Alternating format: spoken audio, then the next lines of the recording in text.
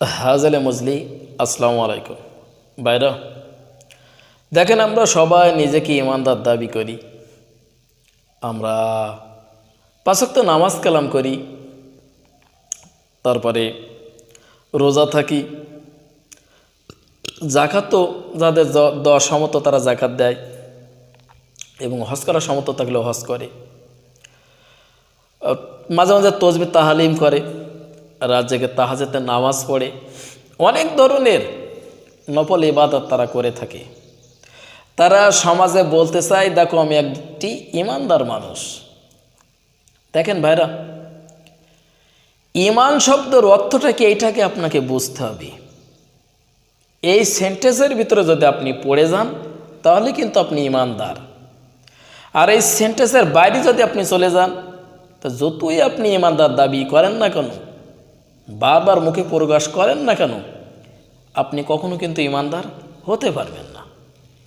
দেখেন ভাইরা, ইমানদার হতে হলে আপনাকে কোরআন মাজিদে সূরা বাকারার 177 নম্বর আয়াতের ভিতরে আপনাকে ঢুকতে হবে, তাহলে কিন্তু আপনি ইমানদার হবেন। সূরা বাকারার 177 নম্বর আয়াতে আল্লাহ তাআলা বললেন, পূর্ব কিংবা পশ্চিম দিকে চেহারা বা মুখ ফেরালে তোমাদের নেকি বা পুণ্য হবে না, বরং পুণ্যর কাজ হচ্ছে যে ব্যক্তি আল্লাহ, পরকাল, ফেরেশতাগণ,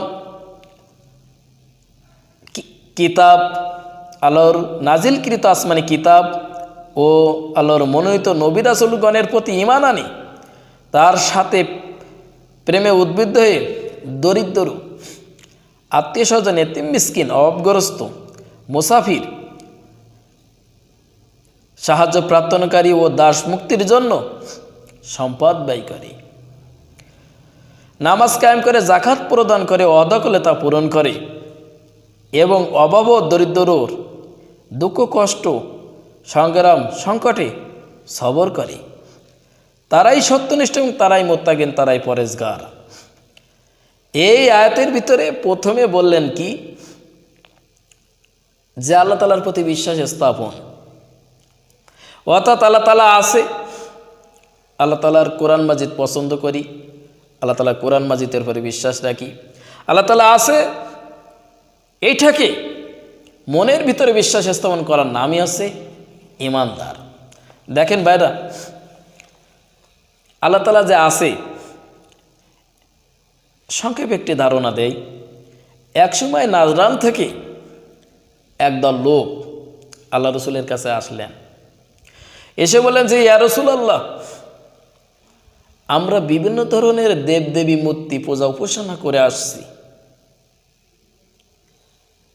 তাছাড়া আপনি এসে যে নতুন খোদা সম্পর্কে ধারণা দিচ্ছেন, এই খোদা কে এবং তার পরিচয় বা কী? আমরা যে মূর্তি পূজা, বিভিন্ন ধরনের পূজা করে থাকি, এইটার পরিবর্তে আপনি এসে যে নতুন খোদা সম্পর্কে ধারণা দিচ্ছেন, এই খোদা কে? আল্লাহ রাসূল চুপ থাকলেন। কিছুক্ষণ পরে বললেন যে, কুল হুয়াল্লাহু আহাদ, আল্লাহুস সামাদ, লাম ইয়ালিদ ওয়া লাম ইউলাদ ওয়া লাম ইয়াকুল লাহু কুফুয়ান আহাদ। হে নবী, তাদেরকে বলে দেন আল্লাহ তাআলা এক, আল্লাহ তাআলা দ্বিতীয়, আল্লাহ তাআলা কোনো কারোর মুখাফিকি নয়, আল্লাহ তাআলাকে কেউ জন্ম দেয় না, আল্লাহ তাআলা কাউকে জন্ম দেয় না, আল্লাহ তাআলার সমতুল্য কেউ নাই। এই যে 4 লাইনের সেন্টেন্সের একটা ব্যাখ্যা আপনার কলবের ভিতরে, আপনার মনের ভিতরে নিয়ে আসতে হবে। যে প্রথমে আল্লাহ তাআলা কি বললেন, আল্লাহ তাআলা এক, আপনাকে নিয়ে আসতে হবে যে আল্লাহ তাআলা এক, আল্লাহ তাআলা ছাড়া আর কেউ নাই। আপনি যদি বিভিন্ন বিষয়ের পরে যদি শিরকের ভিতরে যদি আপনি লিপ্ত হয়ে যান, তাহলে কিন্তু আপনি ইমানদার হতে পারবেন না। আল্লাহ তাআলা বললেন যে আল্লাহ এক, অদ্বিতীয়, দ্বিতীয় কোনো মালিক নাই, দ্বিতীয় কোনো কেউ নাই, অর্থাৎ আল্লাহ তাআলা এক। পরের সেন্টেন্সে কি বলেন, আল্লাহ তাআলা অমুখাফিকি, আল্লাহ তাআলা কারোর দিকে চেয়ে থাকে না, আল্লাহ তাআলা কোনো ঋণগ্রস্ত না, আল্লাহ তাআলা কোনো অভাবগ্রস্ত না, আল্লাহ তাআলা অভাব মুক্ত, আল্লাহ তাআলার কাছে সব কিছু আছে। আল্লাহ তাআলা কোরআন মাজিদের অনেক আয়াতে বলেছে যে, আমি গুপ্ত ধনভাণ্ডার ছিলাম, আমার ইচ্ছা হলো প্রকাশ হওয়া, তাই তো আমি মানুষ সৃষ্টি করেছি। তা দেখেন, এই যে আল্লাহ তাআলা কারোর মুখাফিকি নয়, এটাকে বিশ্বাস করার নামই হচ্ছে ঈমান। তার পরবর্তীতে বললেন আল্লাহ তাআলা কাউকে জন্ম দেয় না এবং আল্লাহ তাআলাকে কেউ জন্ম দেয় না। এটা আপনার বিশ্বাস স্থাপন করার নামই হচ্ছে ঈমান। লাস্টে আল্লাহ তাআলা কি বললেন? যে আল্লাহ তাআলা সমতুল্য কেউ নাই। এখন যদি ভাই বলেন হ্যাঁ একজন আছে, বা বিভিন্ন ধরনের শিরকের ভিতরের সাথে যদি আপনি লিপ্ত হয়ে যান, তাহলে কিন্তু আপনি ক্ষতিগ্রস্তের মধ্যে পড়ে যাবেন। এই যে আল্লাহ তাআলা এক, আল্লাহ তাআলা অদ্বিতীয়, আল্লাহ তাআলা মুখাপেক্ষী, আল্লাহ তাআলা অমুখাপেক্ষী, আল্লাহ তাআলা কাউকে জন্ম দেয় না, আল্লাহ তাআলাকে কেউ জন্ম দেয় না, আল্লাহ তাআলা সমতুল্য কেউ নাই। এই সূরা ইখলাসকে যদি আপনি বিশ্বাস করেন তাহলে কিন্তু আপনি ঈমানদার। এই নাজরান থেকে যে লোকগুলো এসেছিল আল্লাহ রাসূলের পরে, তখন এই সূরা ইখলাস নাজিল হয়েছিল। তা দেখেন ভাইরা, তার পরে এইখানে কি বলা হয়েছে? যে পরকাল, অর্থাৎ ঈমানদার হতে হলে স্বাভাবিকভাবে তাকে 4টি বিষয়ের পরে বিশ্বাস স্থাপন করতে হবে। 1 নম্বর কি? আল্লাহ তাআলার প্রতি ঈমান নিয়ে আসলে বিশ্বাস স্থাপন করতে হবে। 2 আছে আল্লাহ তাআলার ফেরেশতাগণের প্রতি ঈমান নিয়ে আসতে হবে। 3 নম্বরে আছে নবী রাসূলগণের প্রতি। 4 নম্বর আছে কিতাবের প্রতি। 5 নম্বর আছে পরকালের প্রতি। 6 নম্বর আছে ভাগ্যলিপির প্রতি। আপনার কপালে যেটা আল্লাহ তাআলা লিখে রেখেছে এটাকে আপনার বিশ্বাস করতে হবে। এছাড়া আরও অনেক বিষয় আছে। 70টার মতন বিশ্বাস স্থাপন করার পরই আছে ঈমানদার হতে পারবেন আপনি। কিন্তু এইগুলো আপনার মূল। দেখেন ভাইরা, এরপরে বলা হয়েছে যে প্রথমে আল্লাহ তাআলা সম্পর্কে আপনাদের সংক্ষিপ্ত ধারণা দিলাম। এরপরে হচ্ছে যে পরকাল। পরকালটা কি? দেখেন ভাইরা, মৃত্যুর পরের জীবনকে বলা হয় পরকাল। মৃত্যু জীবন পরে সেইখানে আল্লাহ তাআলা হিসাব নিকাশ নিবেন। মৃত্যুর পরের জীবনে যে একটা কাল আছে, যদি আপনি গুনাহগার হয়ে যান কবর আপনাকে আটকে ফেলবে। সেইখানে আপনাকে আযাবের ব্যবস্থা রাখা হয়েছে। দীর্ঘ সময় ওইখানে আপনাকে আযাব দিতে থাকবে। তারপরে ওইখান থেকে আবার শেষ বিচারে আপনাকে নিয়ে যাওয়া হবে। যখনই বিচার আপনার বিপক্ষে চলে যাবে, অর্থাৎ আপনার আমল ভালো না, তখনই আপনাকে দোজখে নিক্ষেপ করা হবে। সেইখানে আপনাকে অনন্তকাল থাকতে হবে। এইটাকে বিশ্বাস করার নামই হচ্ছে ঈমানদার। সাথে সাথে আপনাকে এটা বিশ্বাস করতে হবে। একজন ঈমানদারের লক্ষণ আছে কি? পরকালের প্রতি বিশ্বাস স্থাপন করা। তারপরে আছে কি? যে ফেরেশতাগণের প্রতি বিশ্বাস করা। দেখেন ভাইরা, আল্লাহ তাআলা ফেরেশতা সৃষ্টি করেছে, এটাকে আপনাকে বিশ্বাস করতে হবে। আপনার 2 কাঁধে কিরামিন কাতিবিন নামে 2 জন ফেরেশতা আছে। একজনা ভালো বিষয় আপনাকে লিখতেছে, আর একজনা খারাপ বিষয় লিখতেছে। আপনি যদি ভালো কাজ করে থাকেন, একজনা ভালো কাজের আমল লিখতেছে, আর একজনা খারাপ কাজের। এই 2 জন ফেরেশতাকে আপনার কাঁধে দেওয়া হয়েছে। এছাড়া অসংখ্য ফেরেশতা আল্লাহ তাআলা তৈরি করেছেন। বড় বড় যেসব ফেরেশতা, জিবরাইল, মিকাইল, ইসরাফিল, আজরাইল, এই যে 4 ফেরেশতা বড় বড় ফেরেশতা। নবী রাসূলগণের কাছে আসতেন কি? জিবরাইল আলাইহিস সালাম আসতেন, বার্তা নিয়ে আসতেন। এই যে রূহ আপনার জান কবজ করে, কোনো মানুষের যখন মৃত্যুর অর্ডার হয়ে যায় তখন আজরাইল চলে আসে, জানটা কবজ করে নিয়ে চলে যায়। এছাড়াও অনেক অসংখ্য ফেরেশতা আছে, তাদেরকে বিভিন্ন কাজে আল্লাহ তাআলা নিয়েছে। ফেরেশতারা ছেলেও না মেয়েও না, তারা কখনো ভালো মন্দ এসব কিছু বোঝে না। আল্লাহ তাআলা যেটা অর্ডার করে সেটা তারা করে থাকে। অতএব এই ফেরেশতাদের প্রতি আপনার ঈমান নিয়ে আসতে হবে।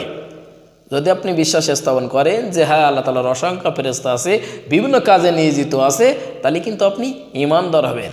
যখনই আপনি ঈমানদার দাবি করবেন, সাথে সাথে এই ফেরেশতাদের প্রতি বিশ্বাস স্থাপন করার নামই হলো ঈমানদার। তারপরে আছে কিতাব, এই যে কোরআন মাজিদ। এই কোরআন মাজিদের প্রতি আপনার বিশ্বাস স্থাপন করতে হবে। দেখেন এই কোরআন মাজিদ এসেছিল আল্লাহ রসুলের কাছে, এটাকে আপনাকে মানতে হবে। প্রথমে হজরত আদম আলাইহিস সালাম থেকে শুরু করে আল্লাহ রসুল পর্যন্ত লক্ষাধিক পয়গম্বর এই পৃথিবীতে আগমন করেছেন। কিছু কিছু নবী এবং রাসূলগণের কাছে আল্লাহ তাআলা কিতাব দিয়েছে, তাই ছোট কিতাব হোক আর বড় কিতাব হোক। লাস্ট হজরত মুহাম্মদ রাসূলুল্লাহ সাল্লাল্লাহু আলাইহি সাল্লামের পরে এই কোরআন মাজিদ অবতীর্ণ করেছে। এই যে নবীগণের পরে এই কোরআন মাজিদ অবতীর্ণ করেছে, এটাকে আপনাকে মানতে হবে, বিশ্বাস স্থাপন করতে হবে। এই কিতাবের ভিতরে লেখা আছে ভালো এবং মন্দ। যদি আপনি ভালো কাজ করে থাকেন তাহলে পরকালে আপনি ভালো ফল পাবেন, আর যদি আপনি খারাপ কাজ করে থাকেন তাহলে পরকালে আপনি খারাপ আমল অর্থাৎ খারাপ জিনিস ভোগ করবেন। এইটা কিন্তু এই কিতাবের ভিতরে লেখা আছে। এই কিতাবের ভিতরে লেখা আছে আল্লাহ তাআলার নির্দেশ যেটা করেছে, আল্লাহ তাআলা যেটা নিষেধ করেছে, একমাত্র নবী এবং রাসূলগণ এই কিতাব ধরে বিভ্রান্তি মানুষকে সত্যের পথে ডেকেছে। তাহলে এই যদি আপনি বলেন যে হ্যাঁ আমি একজন মুসলিম, আমি একজন ইমানদার, সাথে সাথে আপনাকে এই কোরআন মাজিদের প্রতি বিশ্বাস স্থাপন করতে হবে। যদি আপনি কোরআন মাজিদের প্রতি বিশ্বাস স্থাপন করেন তাহলে কিন্তু ভাই আপনি ইমানদার। দেখেন ভাইরা, তারপরে হচ্ছে নবী রাসূলগণকে, নবী রাসূলগণের উপর বিশ্বাস রাখা হচ্ছে একটি ইমানদারের লক্ষণ। দেখেন ভাইরা, যদি আপনি নবী রাসূলগণের প্রতি বিশ্বাস না নিয়ে আসেন তাহলে কিন্তু আপনি ক্ষতিগ্রস্তের মধ্যে পড়ে যাবেন। দেখেন ভাইরা, প্রথমে হযরত আদম আলাইহিস সালাম থেকে শুরু করে আল্লাহ রসুল পর্যন্ত যে সকল নবী রাসূলগণ এই দুনিয়াতে এসেছেন সবাই কিন্তু আল্লাহ তাআলার কথা বলেছে। তারা নিজেদের কথা কখনো বলেননি যে তুমি ই করো ওই করো, বিল্ডিং করো, গাড়ি বাড়ি করো, দুনিয়াতে আরামায়েশ করো, এসবগুলো ছেড়ে দাও, একমাত্র আল্লাহ তাআলার রাস্তায় চলে এসো। তোমরা যে নিজেদের প্রতি জুলুম করেছো, অবিচার করেছো, এর থেকে মুখ ফিরিয়ে তোমরা আল্লাহ তাআলার রাস্তায় চলে এসো। এইটাকে ধারণা দেওয়ার জন্য নবী এবং রাসূলগণ যুগে যুগে আল্লাহ তাআলা এই দুনিয়াতে প্রেরণ করেছেন। অতএব আল্লাহ তাআলার মাহবুব বান্দা, প্রিয়তম লোক নবী এবং রাসূলগণ। অতএব নবী এবং রাসূলগণের প্রতি বিশ্বাস স্থাপন করা হচ্ছে ইমানদারের অন্যতম একটি লক্ষণ। তারপরে দেখেন ভাইরা, এই যে তাকদীর, ভাগ্যলোভী, এটাকে বিশ্বাস করতে হবে ভাই। হাদিস শরীফের বিচারে আছে যে আল্লাহ রাব্বুল আলামিন মানুষ সৃষ্টির 50,000 বছর আগে তার ভাগ্যলিপি এটা লিখে রেখেছে, তাকদীরে লিখে রেখেছে। তাহলে ভাই আপনি বলতে পারেন তাহলে যে দুনিয়াতে আমি এসে অন্যায় কাজ করছি তাহলে তো আগেই লেখা আছে। এই ধরনের অনেক ধরনের প্রশ্ন, তার উত্তর আমার অন্য ভিডিওর ভিতরে আছে, সেইখানে দেখলে আপনি বুঝতে পারবেন।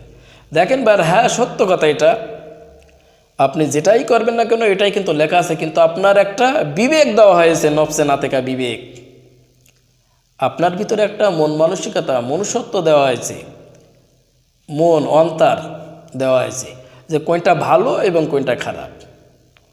আপনি যদি বলেন যে আমি এখন আগুনের ভিতরে হাত দেবো, আগুনের ভিতরে হাত দিলে যে হাত আপনার পুড়বে এটা তো আপনি জানেন। এখন ইচ্ছাকৃতভাবে যদি আপনি দিয়ে থাকেন তাহলে আপনি কিন্তু ক্ষতিগ্রস্তের মধ্যে পড়ে যাবেন। তাই এইখানে আল্লাহ তাআলা আপনার একটা অন্তর দিয়েছে, মন দিয়েছে যে ভালো কাজ করলে পরকালে আমি ভেস্তে পাবো, খারাপ কাজ করলে পরকালে আমি দোজখে যাব। এই যে বোঝার মতন একটা শক্তি আপনাকে দিয়েছে নফসে না থাকা বিবেক, পৃথিবী অন্য কোনো প্রাণীকেই কিন্তু এটা দেওয়া হয় নাই। অতএব আপনি সৃষ্টি সেরা জীব কী জন্য হলেন? একমাত্র ভালো এবং মন্দ বোঝার জন্য। এই জন্য আল্লাহ তাআলা আপনাকে এই দুনিয়াতে প্রেরণ করেছেন এবং আপনারই কিন্তু একমাত্র হিসাব আর বিচার কার্য হবে, পৃথিবী অন্য কোনো প্রাণীর কিন্তু হবে না। অতএব এই যে ভাগ্যলিপি, তকদিরের প্রতি বিশ্বাস স্থাপন করাটা হচ্ছে ইমানদারের লক্ষণ। দেখেন ভাইরা, এগুলো তো আপনাকে মানতে হবে, সাথে সাথে কিছু বিষয় আপনাকে মেনে নিতে হবে। এতিম মিসকিনদের সাহায্য করা। আপনি যখনই আল্লাহ তাআলার রাস্তায় চলে আসলেন,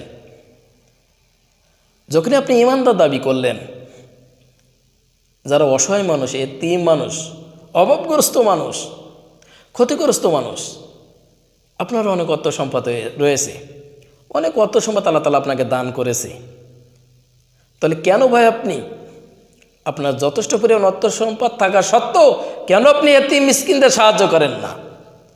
কে আপনাকে নিষেধ করলো? আল্লাহ তাআলা কোরআন মাজিদের ভিতরে বলছে যে তোমরা অসহায় মানুষদের সাহায্য করো, নিকটতম আত্মীয় যারা অভাবগ্রস্ত তাদেরকে সাহায্য করো, এতিম মিসকিনদের সাহায্য করো।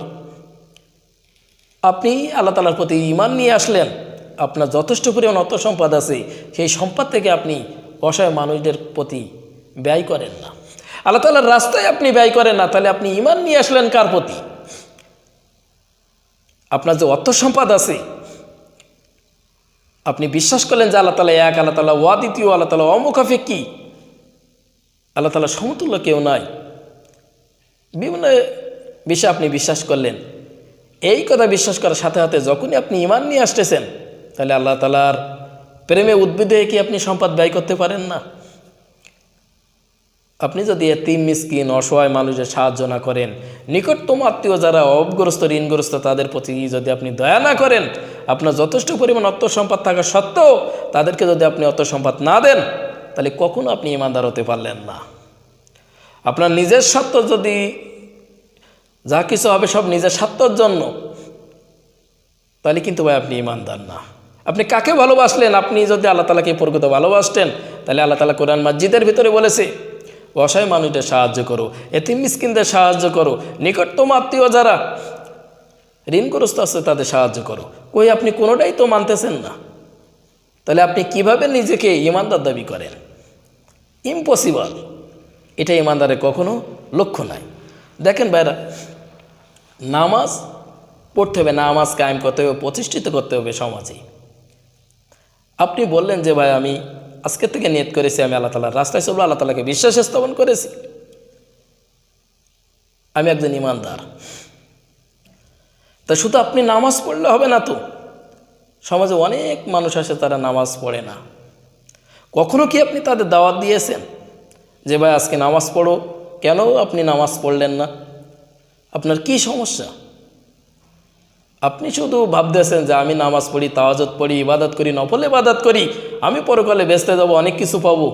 নিজের স্বার্থের জন্য যদি আপনি ইবাদত করে থাকেন, তাহলে আপনার ইবাদত ফাও হয়ে যাবে। আল্লাহ তাআলার সন্তুষ্টি জান্নাতের চাইতে উৎকৃষ্ট, আর আল্লাহ তাআলার অসন্তুষ্টি জাহান্নামের চাইতে নিকৃষ্ট। আপনি কার জন্য ইবাদত করলেন? আপনার নিজের স্বার্থের জন্যে। তাহলে সমাজে যদি আপনি নামাজ পড়েন, আরও 10 জন নামাজ পড়ে না, তাদের পাশে যেতে হবে, তাদেরকে বোঝাতে হবে, এটাই তো আপনার দায়িত্ব। দেখেন ভাইরা, যাকাত প্রদান করতে হবে। আপনার অনেক অর্থ সম্পদ আছে, যাকাত দেওয়ার মতন সম্পদ আল্লাহ তাআলা আপনাকে দান করেছে, তা কেন আপনি যাকাত দেন না? কে আপনাকে নিষেধ করলো? আপনি তো বিশ্বাস স্থাপন করলেন যে প্রকৃত মালিক আল্লাহ তাআলা এক, আল্লাহ তাআলার প্রতি ঈমান নিয়ে আসলাম। তা আল্লাহ তাআলা কোরআন মাজিদের ভিতরে বলেছে, ইরশাদ করেছে, তোমার যদি যাকাত দেওয়ার মতন সামর্থ্য থাকে তাহলে তুমি যাকাত দাও। তা কখনো কি আপনার মনে পড়ে যে আপনি যাকাত দিয়েছেন? তাহলে আপনি ঈমানদার দাবি করেন কিভাবে?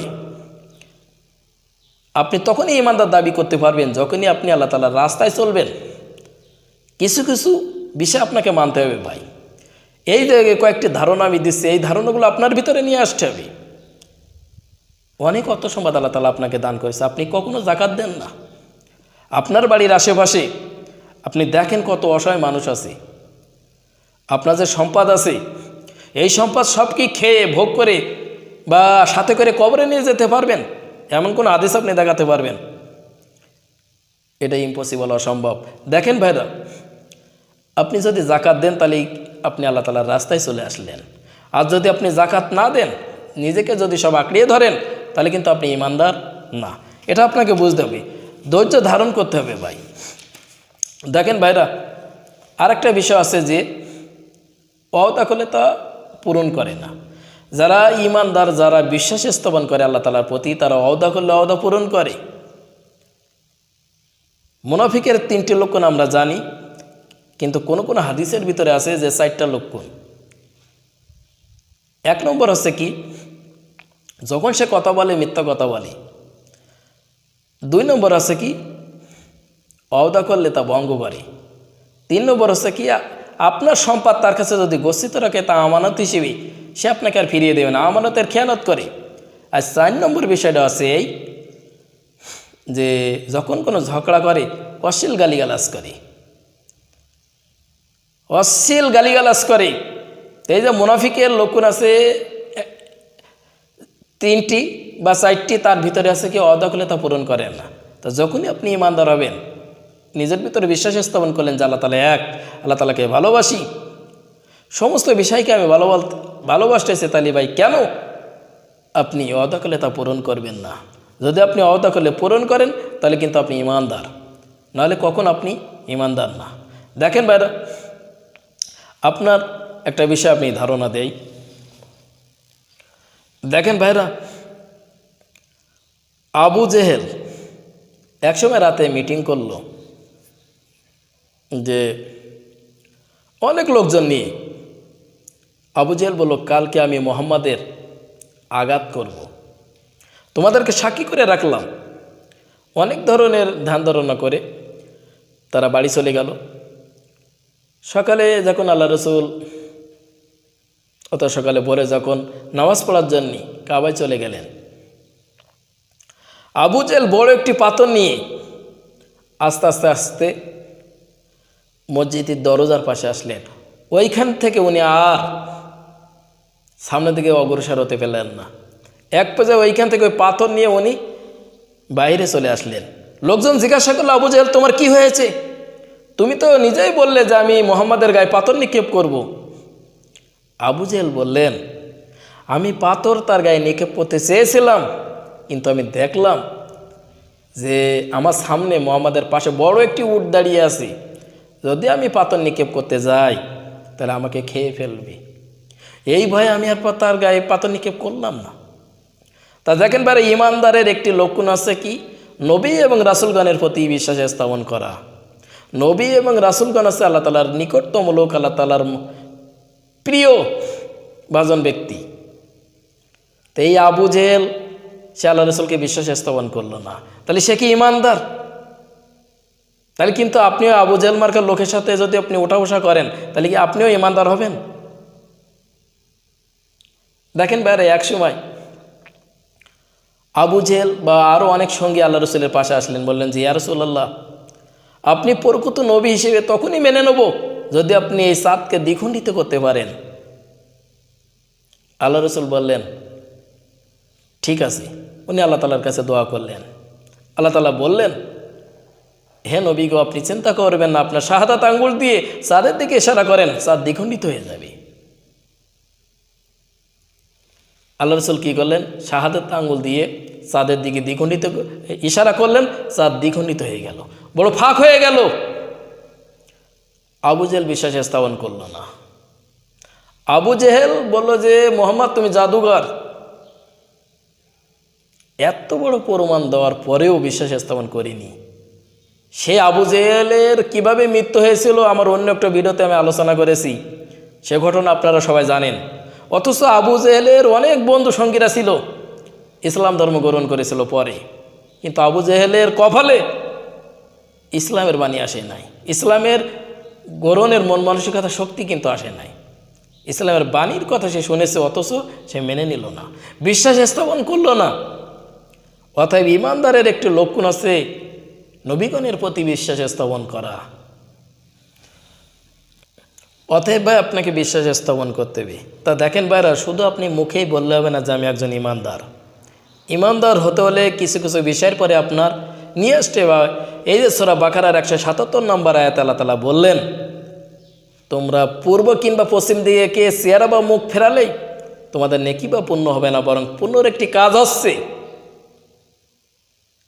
যে ব্যক্তি আল্লাহ তাআলাকে বিশ্বাস স্থাপন করবে, পরকালেকে বিশ্বাস স্থাপন করবে, ফেরেশতাগণকে বিশ্বাস করবে, নবী এবং রাসূলগণের প্রতি বিশ্বাস স্থাপন করবে, আল্লাহ তাআলার কিতাবের প্রতি বিশ্বাস স্থাপন করবে, পরকালের প্রতি বিশ্বাস স্থাপন করবে, ভাগ্যলিপির প্রতি বিশ্বাস স্থাপন করবে, এবং নবী এবং রাসূলগণের মহব্বতে আল্লাহ তাআলার প্রেমে